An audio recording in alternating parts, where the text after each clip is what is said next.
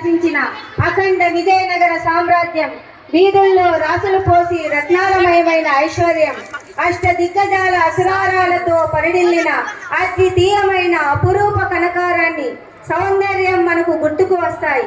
దక్షిణ భారతదేశానికి ఒక స్వర్ణయుగాన్ని చూపించిన చక్రవర్తి శ్రీకృష్ణదేవరాయలు స్వయంగా తెలుగులో ఆముక్తమాల్యద అనే గ్రంథాన్ని రచించి సాహిత్యాభిమానిగా కవిగా మారిన రాయలవారు సాహితీ సమరాంగక సార్వభౌముడిగా పేరు పొంది అష్ట దిగ్గజాలతో రూపకల్పన చేసిన ఈ భువన విజయ సభను ప్రదర్శించడానికి నేడు మన విద్యార్థుల బృందం తమ నటనా చాతుర్యంతో అందరినీ అలరించడానికి మన ముందుకు వస్తున్నారు. ముందుగా మన పెద్దనామాత్యులు పెద్దన కవి గారికి స్వాగతం, సుస్వాగతం. మ్యూజిక్ ఏమని పెడితే బాగుంటుంది. ఇక్కడ నేనే ఇస్తాను మ్యూజిక్. రాఘవ పాండవీయం అనే రచనలో రామాయణం మహాభారతమును వివరించే ద్వంద్వ రచన చేసిన పింగళి సూరన కవి గారికి స్వాగతం, సుస్వాగతం.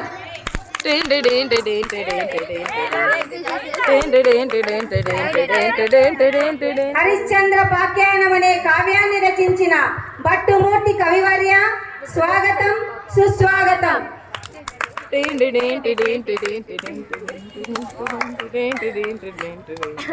రాజశేఖర చరిత్రను రచించిన మారద గారి మల్లనకు స్వాగతం, సుస్వాగతం.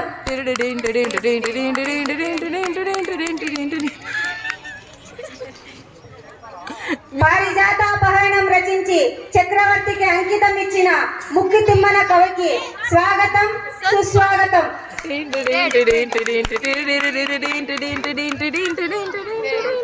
రామాభ్యుదయాన్ని రచించిన అయ్యల రాజు రామభద్ర కవి గారికి స్వాగతం, సుస్వాగతం.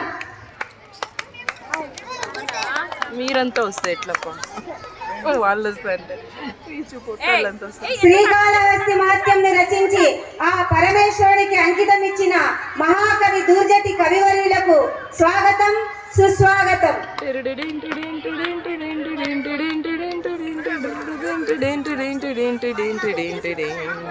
పాండురంగ మహత్యం అనే కావ్యాన్ని రచించిన వికట కవిగా పిలువబడే తెనాలి రామకృష్ణ కవికి స్వాగతం, శుభ స్వాగతం. కళ్ళు మూసుకుంటున్నాను ఊరికే యాక్టింగ్. తెనాలి రామకృష్ణ ఇక్కడే సార్. నమస్కారం. అదేమిటి రామకృష్ణ కవి కళ్ళు మూసుకొని వస్తున్నారు? ఓహో, పెద్దనామాత్యుల వారా. మనం రోజు తినే భోజనాన్ని కళ్ళు మూసుకునే తినగలం. మనం రోజు చూసే మనుషులను కళ్ళు మూసుకునే గుర్తించగలం. అలాగే మనం రోజు వచ్చే ఈ సభాస్థలికి కళ్ళు మూసుకొని ఎందుకు రాలేమా అని ఇలా ప్రయత్నించాను. రాజాదిరాజ రాజ మార్తాండ సాహితీ సమరాంగణ సార్వభౌమ శ్రీ శ్రీ శ్రీ శ్రీకృష్ణదేవరాయల వారు విచ్చేయుచున్నారో.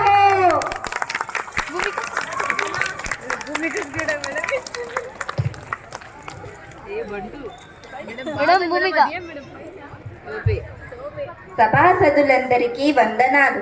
ఆసీనులు కండి. అష్టదిగ్గజ కవులకు, సాహితీ ప్రియులకు, పుర ప్రజలకు స్వాగతం. మా పాలనలో జీవితాన్ని ఆనందంగా గడుపుతున్న జానపదుల సైతం కొన్ని రసవంతమైన సమస్యలను పంపించారు. మీరు వీటిని రసవత్తరంగా పూరించి నేటి భువన విజయం సభను రంజింపచేయండి. ఇక ఆంధ్ర భాషామ్మ తల్లిని స్తుతిస్తూ సమస్యలను, దత్తపదులను పూరించి ఆశు కవిత వినోదం సాగిద్దాం. ముందుగా మన సంస్కృతి లలిత కళల సంరక్షణలో భాగంగా సభ ప్రారంభానికి ముందు మన ఆస్థాన రాజనర్తకిని సాదరంగా ఆహ్వానించి తన నాట్యాన్ని కనులారా తిలకిద్దాం.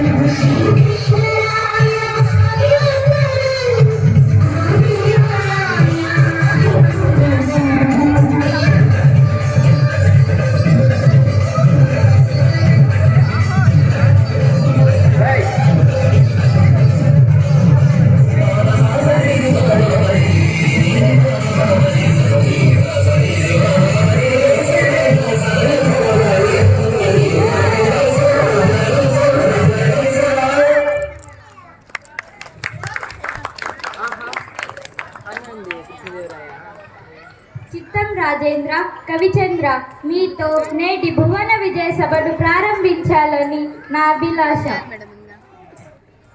మీ ఆలోచన నిజమేం పెద్దనామాత్య, కానీ ప్రభువుల ఏలుబడిలో ఎన్నో భాషలుండగా తెలుగు భాషపై ఇంత మక్కువ చూపడానికి గల కారణమేమిటో? అదేమిటి సూరన కవి, మందార మకరందాలు జాలువారే తెలుగును ఇష్టపడని వారుందురే తెలుగదేలనందువా. తెలుగుదేల ఎన్న దేశంబు తెలుగేను, తెలుగు వల్ల బుండ తెలుగు కండ. ఎల్ల నృపులు గొలువా నెరుగవే బాసాడి, దేశ భాషలందు తెలుగు లెస్స. మరి ఇంతటి మన తెలుగు భాష మీద ఎవరికైనా ఎందుకు మమకారం ఉండదు? పెద్దనార్య, కవులారా, మేము పద్యమును తర్వాత పూరిస్తాం. ముందు మీరంతా పద్య పూరణకు పూనుకోండి. చిత్తం ప్రభు, మీ అభిప్రాయమే శిరోధార్యం. పెద్దనామాత్య, నీ పద్య పూరణకు సమస్య ఇదిగో. అగ్రజానుజులైరనుజాగ్రజులుగా దీనిని పూరించండి. ఆహా, ఏమి సమస్య? అన్నదమ్ములు తమ్ముడన్నలయ్యారు. ప్రభు, నా పూరణ ఇదిగో.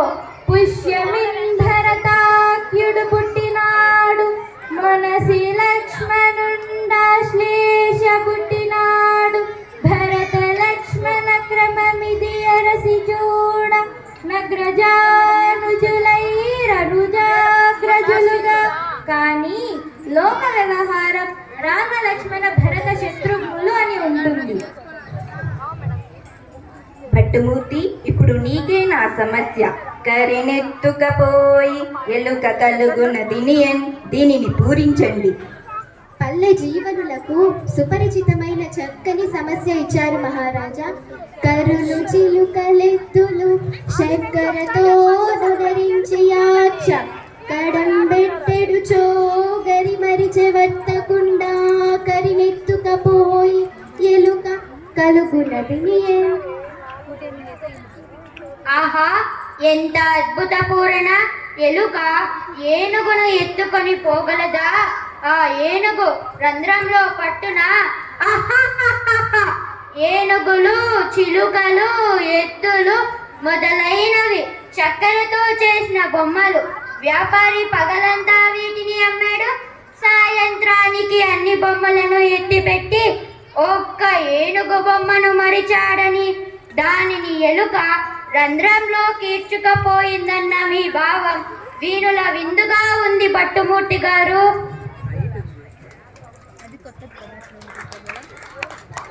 బహుబాగు రామభద్ర, కృతజ్ఞతలు మహారాజా. ముద్దు పలుకుల ముక్కు తిమ్మన కవి, అందుకోండి. గాడిదయే చెంగదన్నా ఘన సంపన్న, దీనిని పూరించండి. ప్రణామాలు. మానవుల్లో ఆడిన మాట తప్పిన వారు కొందరున్నారు. జంతువుల్లో దీన్ని చూడలేం, అయినా దైవ కృపతో పూరించదను.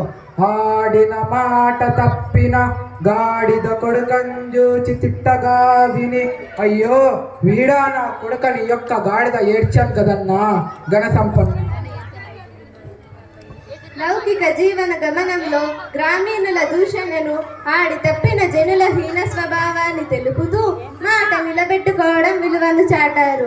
ఆడి తప్పే మనిషిని గాడిద కొడుకని తిట్టినప్పుడు విశ్వాసానికి మారు పేరుగా నిలిచిన జంతువు గాడిద ఏడ్చింది అన్నారు.